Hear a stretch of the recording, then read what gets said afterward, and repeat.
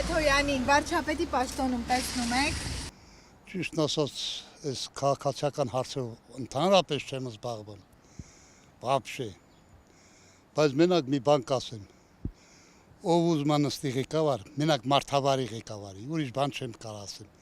Ինձ մարի ինչ տարբերություն է, նա թորինով պիտի նստի, այդ պաշտոնինով պիտի ներկայանա։ Մենակ մարդավարի աշխատեն։ Թե չէ, գիտեք ինչ կա։ Ես Ռուսաստան եմ ըլում։ Ես ինչ գործ ունեմ Ռուսաստան, եթե 70 տարեկան մարդ եմ, ինչքան թոշակ, 36,000 դրամ թոշակ եմ ստանում, կարամ ես Հայաստանում ապրեմ։ Գնում ես աշխատանք, ես ուզում ընդունվես, աղջիկ ջան, ասում է,